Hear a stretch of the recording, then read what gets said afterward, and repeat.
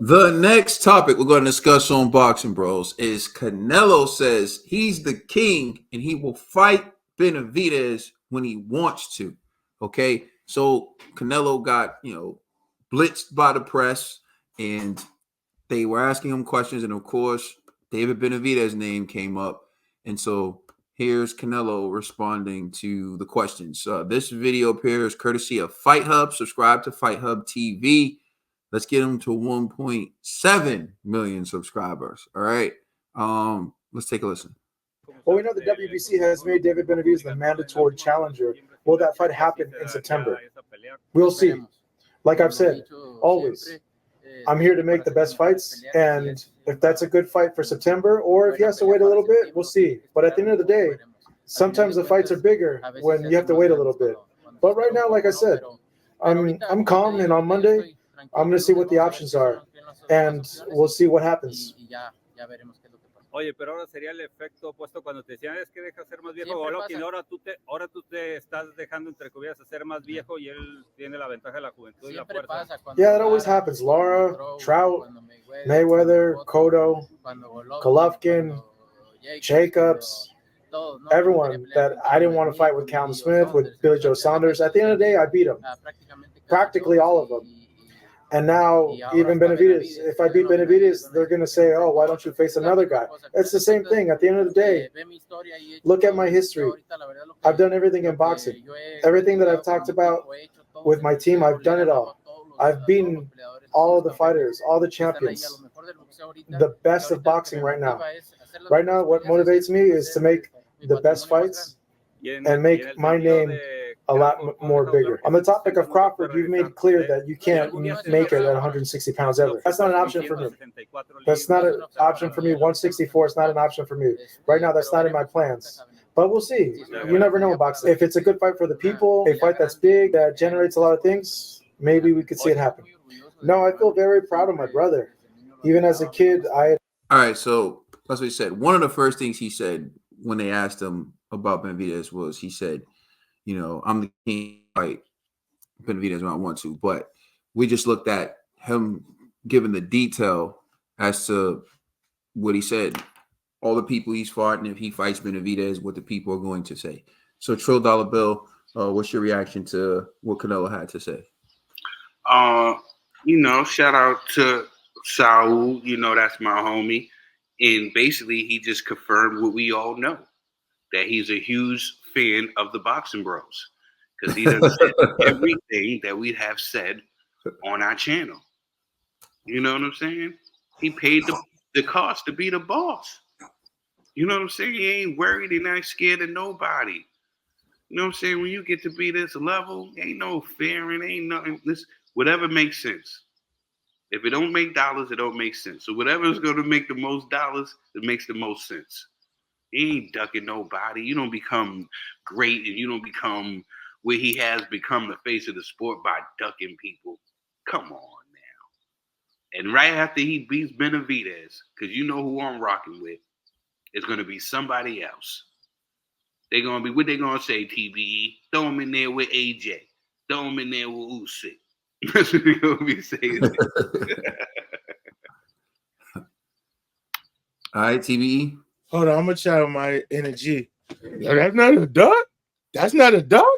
That's not a duck. Nah, he ain't ducking, G. He playing duck, duck, goose. And your man's a duck. So Canelo only chasing gooses out here. And Time out. G's not here, so you just made an argument with an imaginary G in your head. No, I'm just saying. When he just said, that's not a duck. That sounds like a duck to me. Nah, he's not ducking. He's playing duck, duck, goose. And your man's a duck, and my man's only chasing gooses, and his gooses lay golden eggs, man. We're only chasing the paper out here, and we're making history. You don't got time to worry about fighters. At this point, if your man want to bust so bad, if it happens, it happens. But, yo, like Canelo said, he paper chasing out here. He's chasing the big fights. If it makes sense, he'll fight the fighter. And your man's ain't even worth a breath. Like he's not worth his time at this moment because he don't bring the dollars in. G, That's all. And G, you gonna watch this, and this message is to you. You a businessman, G. You know what? If it don't make dollars, don't make sense, and they ain't making dollars for Canelo. I've seen it all. Well, I've never seen this. Ed, you're making an argument to G, and G's not here. Yeah, we had an imaginary argument to G. Kaden, me and G was on the phone 2 hours like last Friday talking about this fight. We were talking about this fight. So I already know all what G's gonna say. We was on the phone for 2 hours about arguing about this fight. So my opinion is valid when I say your man's ain't worth the time, bro. This is just all right, man. Hey, you know what I mean? I guess we'll wait for G to next week for G to respond to you. Yeah, it's basically what I've been saying on this show, which is basically he's never going to win. When you're in Canelo's position, you're damned if you do, you're damned if you don't. If he goes in and he beats Bivol, everyone's going to say Bivol was overrated and Bivol was a bum. He loses to Bivol, and then Bivol gains a whole bunch of fans, fair weather fans, because as we saw when Bivol couldn't get the rematch with Canelo and he was looking for a fight, people weren't clamoring to see Bivol, and Bivol is on the undercard of the Day of Reckoning.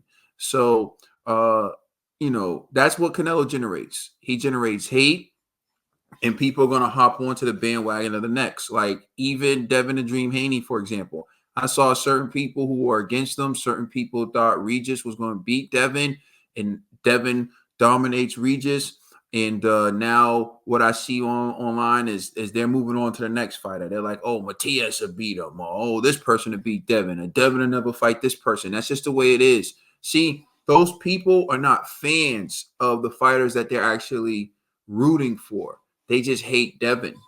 So whoever Devin's fighting, that becomes their new favorite fighter. And if their favorite fighter actually, or if the fighter they're bandwagoning for actually does beat Devin the Dream Haney, then they're just happy to see Devin lose, and they're not really going to rock with that fighter who beat Devin. They're not really going to support that fighter that beat Devin. It's really confused admiration. And when you really think about it, they're really fans of Devin the Dream Haney. They watch Devin Haney's move. Like, think about this, right? For the channels who diss Devin and built their whole fan base off of dissing Devin, they watch Devin's Twitter. They watch all Devin's interviews. They look at every little thing Devin does so they can hate on it. It's actually confused admiration. It's actually just you're a fan. You watch Devin more than you watch the person you're supposed to be a fan of, right? That's what these Canelo Alvarez haters are.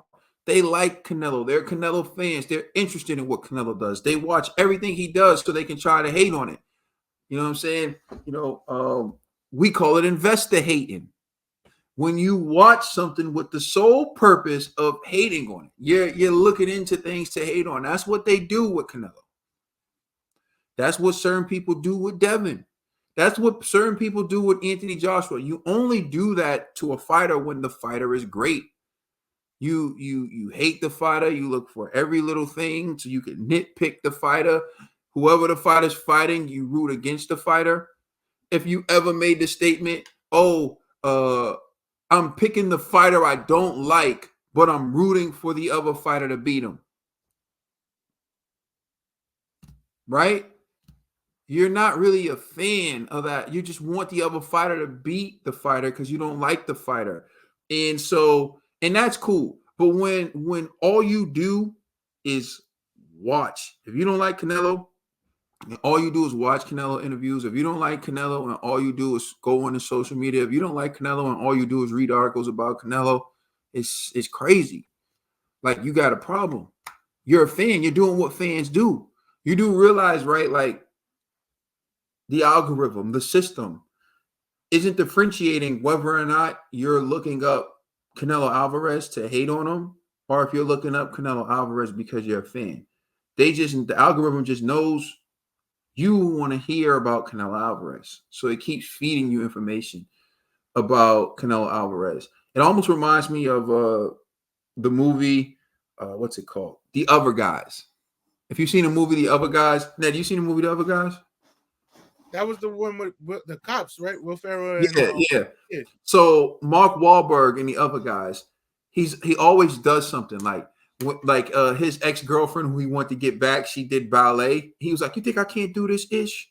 And then he did like a pirouette or something like that, and she was like, "Wow, that was surprisingly good." He was like, "Yeah, I learned that to make fun of the punks who used to do ballet, right?" He learned it to make fun of. He can do a pirouette, bro. Like it doesn't matter the reason you learned it. You still can do it. You're still hip to it. You still know about it. What separates him from the guys who are actually doing it, who are actually in the class? Think about it. He said he learned how to do it to make fun of people who were doing it. The whole time he really liked doing That's what I'm saying. So you're learning about it. You're learning how to do it. You're into it. Like, come on, fam. Like, I ain't never, you know what I'm saying? It doesn't matter to me. And this is what I'm talking about. The people actually have confused admiration for Canelo Alvarez. They're really fans deep down inside. They just don't know it yet. Because they care about what he's doing. They care about what he's saying. They care about who he's fighting. They care about they're fans, but they just don't know how to. So they're fans and they don't want to be. They're fans and they don't want to be. They go to their churches and they pray, "God, please get the Canelo out of me." Pause. You know, please. I'm tired of. I don't want to be intrigued by Canelo anymore. I don't want to keep searching Devin Haney. I don't want to keep waking up thinking about Devin Haney. Why is 80% of the videos, 90% of the videos on my channel all include Devin Haney? I'm not a fan. I don't like him. Why you keep looking them up then? I bet you if you pull their computers, if you pull their laptops, their algorithm is designed to straight show them anything Devin Haney. As soon as if Devin Haney farts, it's like he passed gas 5 minutes ago. Devin Haney, the algorithm, Devin Haney passed gas 5 minutes ago. I'm just saying, man, all the people who hate and all the people who keep moving the bar for Canelo, all the people who keep demanding Canelo fight someone, they're confused fans. Because, you know, they have to rationalize in their mind why they keep paying to see someone they don't like. They have to keep rationalizing in their mind why they keep looking up someone they don't like. They have to do that because they just can't say they're a fan. At the end of the day, Canelo Alvarez is the face of boxing, whether people like it or not. He's generated the most amount of money in the sport out of all the current active fighters. He's the one who most people would recognize globally. He's that dude. He's earned the right to fight who he wants to fight. David Benavidez, I'm sure that there are places in Arizona he can go and people won't know him. And I'll close by saying this. David Benavidez and Canelo Alvarez are walking down the same street in David Benavidez's hometown. I guarantee you Canelo gets mobbed. And you know what Benavidez is going to say? I don't like that shit. That's what I'm saying. That's what I'm saying. Like, what are we talking about, man? Even everyone knows the real, but because they have this confused admiration, backward, twisted. We live in a trolling area where people, like, I see it in the comment sections. People hate on me. Like certain people, they just always have something negative to say about me. It's like, yo, there are 4 other people on the screen. Cool, you don't like me. You don't agree with G. You don't agree with Ned. You don't agree with Trills. Why you gotta always hate on me? Because you want my name in your mouth. Pause. That's all I'm saying. So thank you for watching. Please like, share, and subscribe. Remember, you can check out our podcast on all major streaming services. Remember, please hit that like button. Like, yo, the like button actually works. It helps disseminate this to more people. So if you can, hit that like button. Yo, if you do not like what you see, also hit the dislike button, man. I'm telling you, that's the one thing that hurts me when, like, I go to our channel and I see a dislike. Yo, it makes me sad. When I see a comment that disses me and it makes me sad, man. So if you really, really, really, really want to get under my skin, you would do one of those 2 things. So thank you for watching. We are the Boxing Bros.